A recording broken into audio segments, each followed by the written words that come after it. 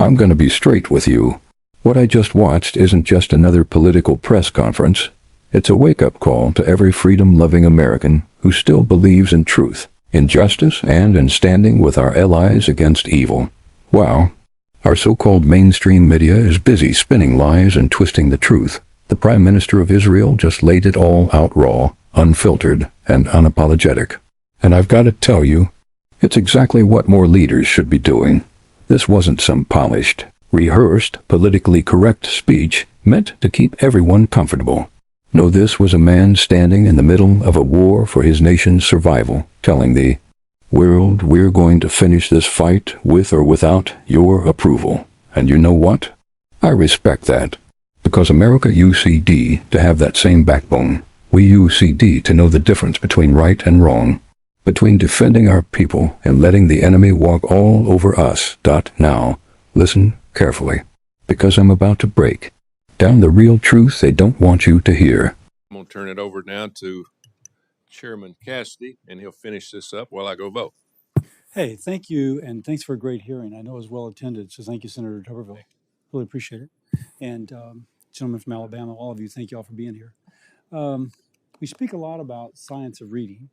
Full disclosure, my wife is the CEO of a set of 4 public charter schools for children with dyslexia.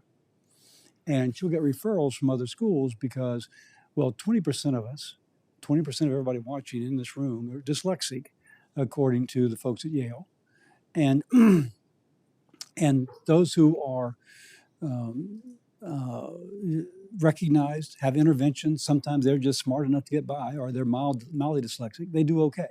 But someone who's severely dyslexic or without resources oftentimes does poorly. Again, my wife went into one of our maximum security prisons, and she found that 50% of the men were dyslexic. And that is compatible with literature. I think it was, she may tell me 70%. But it was the same as found in a prison in Texas. So we know that illiteracy is a major risk factor for incarceration, and that dyslexia is a kind of principal reason for people to be illiterate. So as you speak of the need to train for the science of reading, there is particular screening required and curriculum developed for those children who are dyslexic. So Ms. Wicks, any comment on that? And how do we broaden the number of kids being screened, and once we discover them, do something with them? Senator, thank you for that question. And it's such an important issue. And I'm glad you referenced that stat about folks who are in prison. It's truly one of the best ways to disenfranchise people is to ensure they can't read. I mean, it's so much is foreclosed to you if you're not able to read, to make yourself understood, understand others. There is one of the recommendations that we make for state policy is to identify, we call it screen and intervene. So the right evidence-based screeners that you get early can flag the children that may have reading issues like dyslexia or others, because then you know very quickly which tools to use to help them get back on track. We have so much now that we know. Your wife, I'm sure, knows this very, very well. So many tools that are available if we're screening correctly and using the We have a sense of how many school districts or how many states around the nation have mandatory screening for reading issues in pre-K, K, or 1? I could get back to your staff on that. I know we've got about 40 states who have some science of reading law of various forms and various. But that's different from screening to see if somebody's at risk. Because really, whatever we have on the whiteboard doesn't matter unless you're detecting the children. I think we'd all agree, what is the old axiom? You learn to read by grade 3, and after that you read to learn. Most kids are only determined to have a problem reading by grade 3. Yes, sir. So we've lost that opportunity. Absolutely. Mr. Barrera, I'm very impressed with the stats coming out of San Diego that you lead. Do y'all universally screen for dyslexia or other reading disorders, and if so, at what age? Yes. In fact, California has a universal screening policy now that requires all. At what grade? To do universal screening. I think it's TKK, so it starts at the youngest grades. I think it goes to 2nd grade. And we've got an established group of universal screening providers that also do formative assessment and analysis around evidence-based literacy practices. And then with Here's what he said and why it matters. First, Hamas isn't going anywhere on their own. They've still got thousands of fighters, openly calling for more massacres and making it clear. Their goal is to wipe Israel off the map. Now tell me, what country on earth would accept that kind of threat right next to their border? None. And yet, the world wants Israel to show restraint. Give me a break. Second, Israel's goal isn't to occupy Gaza, it's to free it. To disarm Hamas, free the hostages, and put in a civilian government that won't teach kids to hate and won't fund terrorism. Sounds reasonable, right? Yet the so-called international community acts like that's some radical idea. Third, the PM completely tore apart the starvation lies. He showed proof 2 million tons of aid went in, safe zones set up, calls and text messages to get civilians out of harm's way. Meanwhile, Hamas is stealing food, blocking aid, and using civilians as shields. And the media? They still run Hamas's propaganda like it's gospel truth. Fourth, he called out the propaganda war. Folks, it's not just bombs and bullets, it's social media algorithms, bot armies and fake accounts pretending to be everyday Americans, all designed to turn us against our allies. If you think this kind of information warfare isn't happening, here in the U.S., you're not paying attention. And finally, he made it clear, Israel is going to finish this fight. Not halfway, not with some peace in our time fantasy. They're going to take out the last strongholds, free their people, and ensure Hamas can't rebuild. That is leadership. And then within the school system, do y'all have a program specifically, a curriculum specifically for the dyslexic student?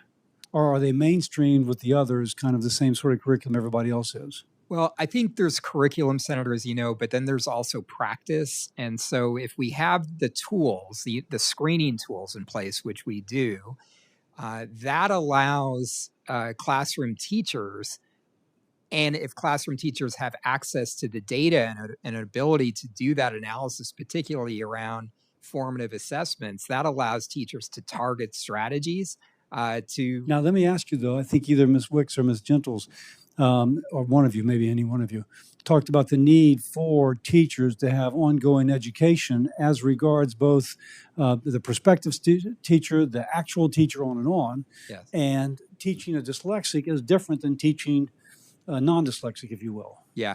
Again, what we would point to as the most important professional development strategy for teachers, there's what happens in a school of education. There's sort of pull-out PDs where, teachers leave their classroom and go to some. It's having an experienced literacy resource teacher who can be there side by side with the classroom teacher and identify this particular I student. find that the literacy teacher, unless she is taught specifically about dyslexia, because oftentimes dyslexia is not, I think, given the sufficient emphasis. Put it this way.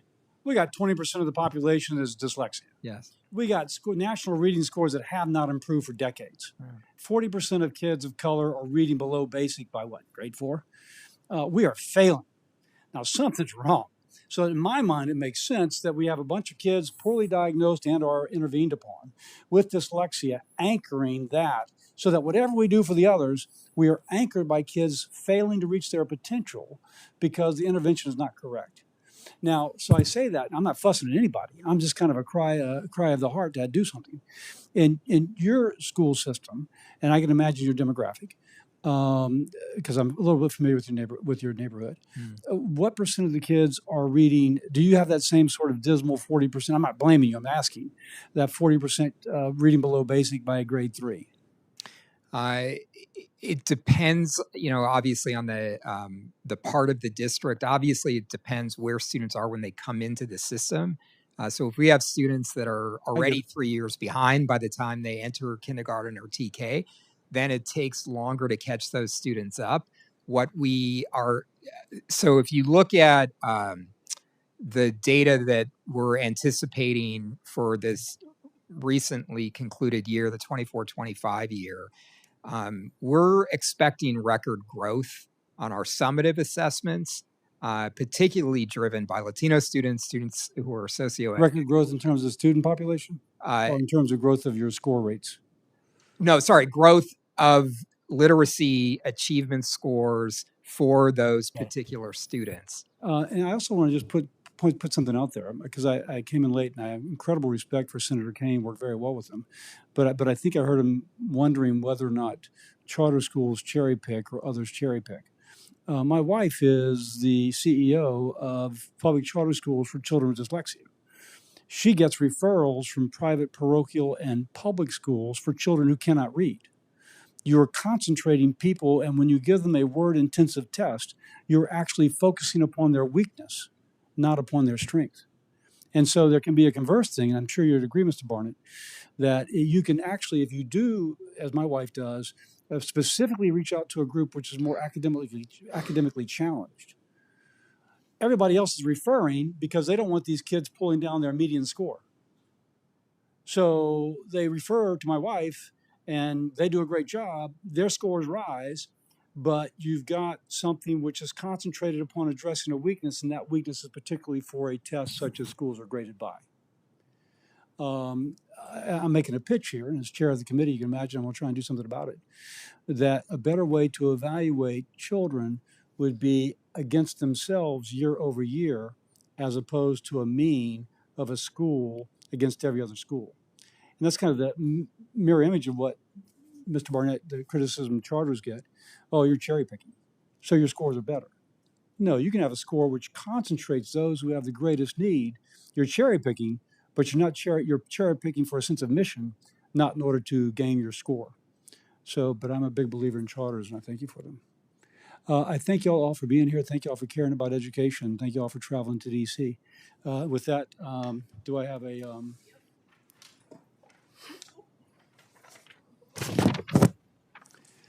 For any senator wishing to ask additional questions for the record will be due 5 p.m. Wednesday, August 6th.